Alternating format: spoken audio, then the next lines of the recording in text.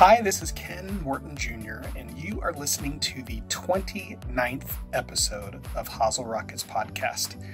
We talk all things golf here at Hosel Rockets, and the last two podcasts that we've been playing, we've had a series of two prior to this that have been dealing with the topic of inclusion and diversity within the game of golf. Two podcast episodes ago, we had Jane Siebers, Executive Director for the Morton Golf Foundation, talking about some different programming that's going on here in Northern California to bring the game of golf to a whole different level of folks here, talking about from disabilities to vets coming back to women-specific programming to providing funding for junior programs of kids of color and a variety of different programs. Last week's episode, we had an opportunity to talk to Sandy Cross, who is the CEO of People for the PGA of America. She is in charge of both developing a more diverse workforce with the PGA of America as from a golf professional standpoint, as well as developing programming to help open up the game of golf. In today's episode, we get to talk to Passion Graham. Passion is working for the Desert Mountain Golf Club, overseeing a couple of their clubhouses, and is by all definitions a complete rock star down in Arizona with club management, a rising star in the CMAA. And I have a handful of folks that know her well that just say that she is a true blessing to be around every day. And we're excited to talk to her a little bit later in today's episode. But I keep asking that question on why this is an important topic to continue to talk about. And diversity is such an increasingly important topic, not just in golf, but in our culture as a whole. And again, circling back again, why? And the reality is that when you value differences, you can create a more positive environment where people can thrive and do their best work. And that's not just with people in, your own community or that look like you or that are in your personal tribe. It's for the country. It's for the world as a whole. And any investment of resources in diversity, inclusion, and equity isn't just a way to help you, your staff feel appreciated or your customer feel appreciated. It's really the right thing to do on a human level. And in golf, that's easier said than done. All the managers, the CMAA, the PGA, we often all agree that we all value diversity, inclusion, and equity, but are we doing the correct programs and taking the sufficient steps to implement programs to really execute on that mission? We have to truly understand the definition of what those means and the experiences of the people coming up into the golf business to really see if those programs and all of the initiatives and behaviors that we're doing really can make this a reality in our sport.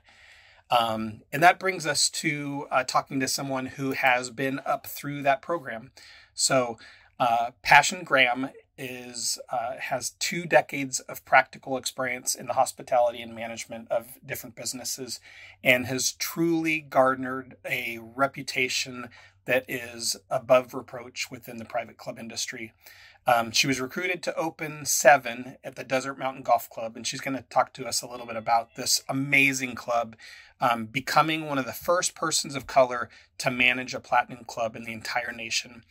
After overseeing the construction, she was responsible for building the entire team that would open up that particular clubhouse. And then a year later has been the recipient of several accolades, both in the Scottsdale Valley and even at the national level. She, prior to being at Desert Mountain, she was the director of food and beverage at the Highland Golf and Country Club, as a food and beverage supervisor, and at the Charlotte Country Club in her home state of North Carolina. She's heavily involved with the Club Management Association of America. She volunteers as a mentor. She is the co-chair of the Education Committee of the Southwest Chapter and was recently honored as the Kendall Scholar at the 2020 CMAA World Conference.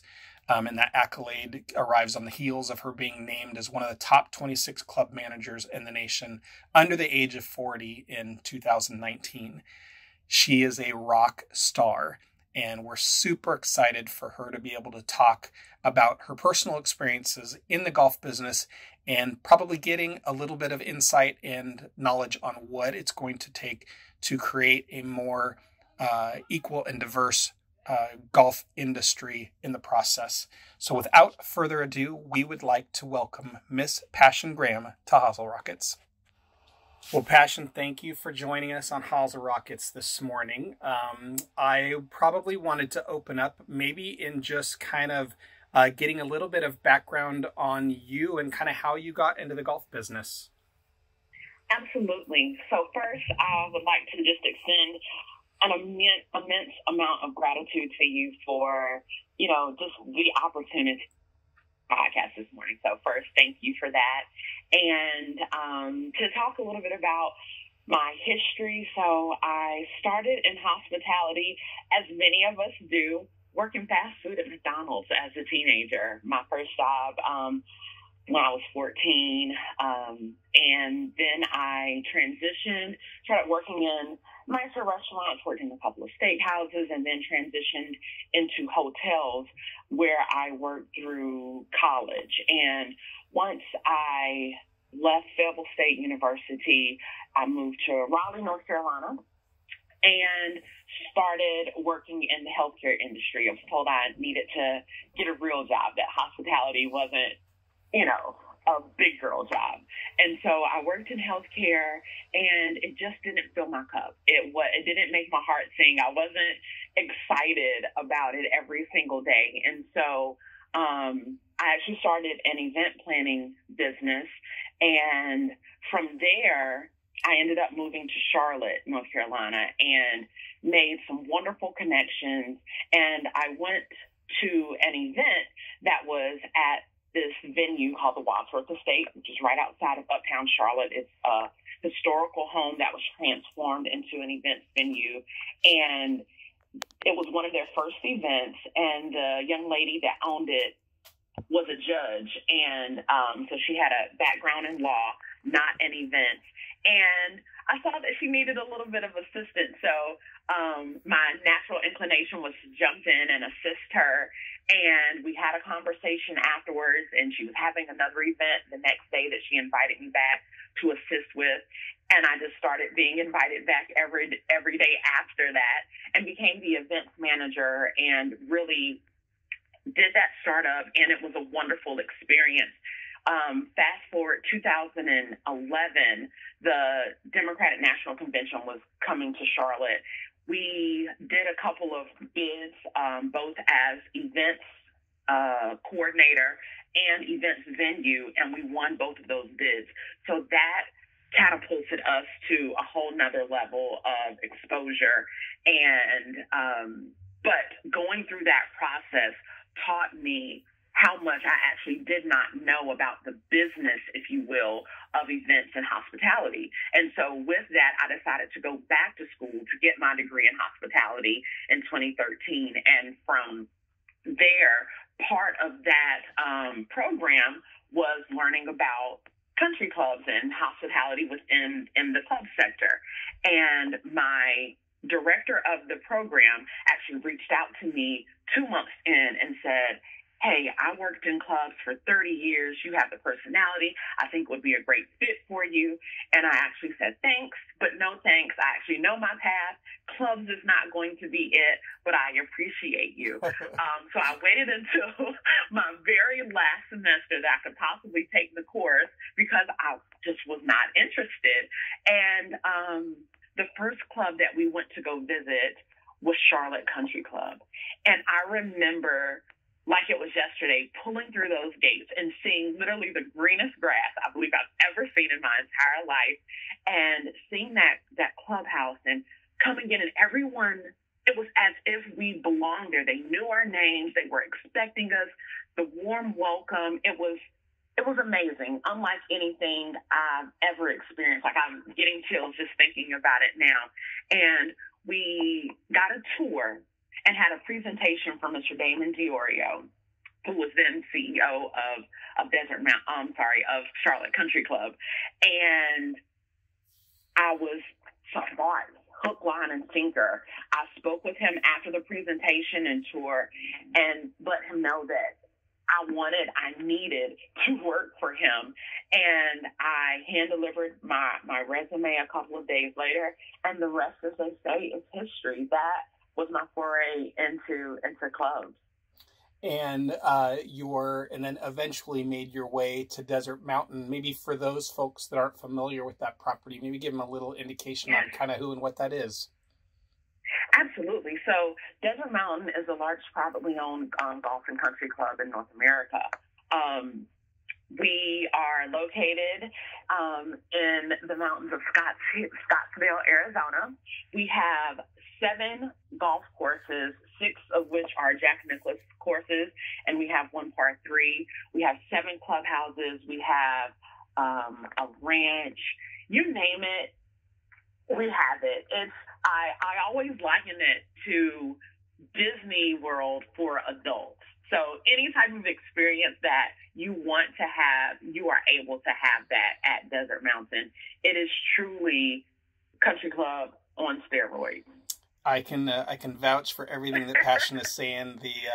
The club is truly anything that you would like to do, from golf to fitness to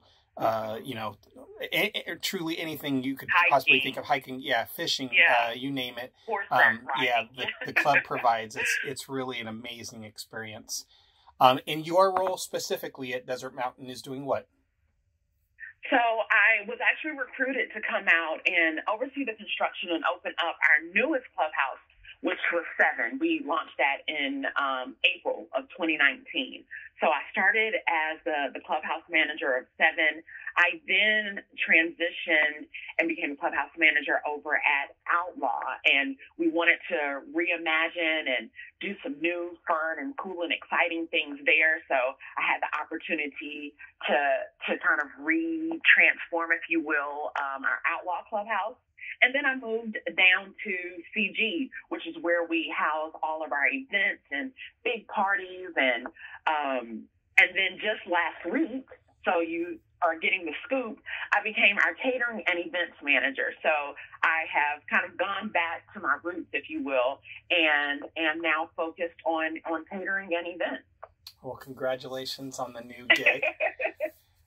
Thank you so much. Thank you so much. And that's also, the beauty of Desert Mountain. I've had so many new, cool, vast, and exciting opportunities, and I still get to maintain my tenure. I'm still at the same place. And where else can you have an experience like that? And you get out of the North Carolina humidity. I mean, that's a win-win right there. Absolutely. I do not have to fight and wrestle with mosquitoes all day, hurricanes or tornadoes. It's amazing. Well, Passion, we're this is the 3rd in kind of a 3-part series on our podcast about kind of just talking about all things inclusion and adversity in golf. And with you being a woman of color in the golf business, I wanted to get your perspective on a couple things, and just maybe kind of just starting with just why that's important in the golf business. Why do we need new voices like yours help pushing us forward? Absolutely. Well, I think, in business, period, regardless of the sector, but especially in golf, diversity brings a competitive advantage to the marketplace, right? So the more voices that you're able to hear, the more perspectives that you're able to gain, the better it's going to make you when you present whatever your product is, and you're going to be able to capture other sectors of whatever market that you find yourself in. So from a business perspective, it just makes sense. And then from a humanistic perspective, it's just the right thing to do. It's just the right thing to do, to be inclusive of all individuals, to not shun or shut anyone out because of, their because of their sex, because of their race or ethnicity. It's, you know, it honestly, and the place in which we find ourselves in right now is a unique one in that everyone is woke, as they say. You know, everyone's ears are open and they're listening. And so I think it's prime opportunity, you know, for everyone to make their voices heard while we are in this position to where people want to listen and are hungry for this knowledge and information. So again, thank you for also, you know, allowing this platform to make my voice heard. For sure, for sure. We totally agree that, you know, the broader the scope of voices that we have within the golf business, the stronger it is. And to try to continue it be narrow and focused just excludes opportunity to grow the game, number one. But, you know, more importantly, you know, we're all in the business of golf also, and we need it to be as broad and welcoming as we can, right? Absolutely. Absolutely. Yeah. What you have a distinctly different perspective from golf than I do. Is there, what from your perspective might be the hurdles to getting more women and more people of color into the golf industry? Well, I think the biggest thing to start would be exposure. You know, people don't believe they can be something that they can't see. So if you don't see individuals that you can connect to that look like you doing something, then more oftentimes than not, it's just not programmed in your mind to think that that's something that is even available to you. So exposure is going to be number one, and then access is number two. You know, we know that there is a level of, you know, financial acumen. There's a level of wealth that is associated with the game of golf. And so with that, you know, there are wonderful programs, you know, First Tee comes to mind that, you know, do offer access to marginalized communities and individuals who typically wouldn't be exposed to the game of golf. But I think, again, having that exposure and access, top two, hands down. For sure, for sure. Have you found that in your role that you're getting to mentor new women coming into the game and you know, a diverse group of faces in behind you as well? Yes, absolutely. So I am heavily involved with CMAA, which is Club Managers Association of America, and we partner, you know, with the PGA as well. And with that, we have World Conference every year, and we have each, with World Conference, we have mentorship programs, and I always sign up to be a mentor. And with that, you know, anything from speaking during one of the sessions and just allowing students to see, oh, there's a woman, oh, there's a person of color who looks like me, who I can relate to.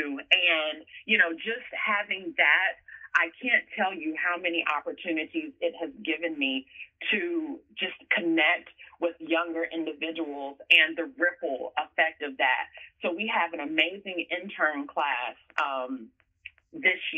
this summer at Desert Mountain, and they are all young ladies, and it wasn't intentional. We actually did have a young man who ended up having to decline his participation, but we have a group of outstanding young women who, through some way or another, over the course of the last year or two, I've had the opportunity of, you know, connecting with, whether it was through a speaking engagement or an online Zoom session or my visiting a university or something to that extent. And it has been wonderful to see their excitement just from the involvement of the internship program and the way that in which they want to grow their careers within this industry. So you're paying it forward is what you're doing. Absolutely. I mean, to whom much is given, much is required, right? And so I could never say thank you and pay homage enough to the individuals that came before me. Obviously, Mr. Damon Diorio is my biggest, greatest mentor, but then I look at individuals like Jill Philman, who were in this industry and, mentored me, Krista Evans, Marcy Mills, the women who came before me and definitely paved the way. And so I want to do the same thing for others. That is my charge, and I have to do that. I have to. So, Passion, I have one last question for you. And for folks listening to this, I have not had the blessing of talking to Passion before this morning. But I have some friends who know her extremely well. And she, what they say is that her name describes her soul about as well as anyone possibly ever could. And I have to know about your first name and kind of the design behind that before we go. Well, I wish that there was this really cool story, and I'm asked that a lot, and it really isn't. So when my mother was pregnant with me, both she and her best friend were pregnant at the same time, and they came up with names Precious and Passion, and her friend had her daughter first, and so she named her Precious, and I got stuck, and I say that with air quotes, with Passion, but I think I got the better end of the deal, so it worked out, and, I think it became a self-fulfilling prophecy for me. I think I've just grown into my name, and, you can't, with a name like Passion, you can't be humdrum, right? No, exactly right. I mean, your mom just, she set a compass for you, and you have followed it to the T. Literally to the T. Yeah. That was good. Awesome. Passion, thank you so very much for your time this morning. We sure appreciate it. If there was someone out there listening and wanted to contact you via email just to learn more about your experience and maybe to get into the golf business, how might they reach out to you? Oh, absolutely. Thank you. So my email address is P as in Passion, Graham, Graham @desertmt.com. So pgraham@desertmt.com. Wonderful, wonderful. Well, again, Passion, thank you very much for your time. It was a truly honor, and we wish you the very, very best. Thank you so much, Ken. Take care.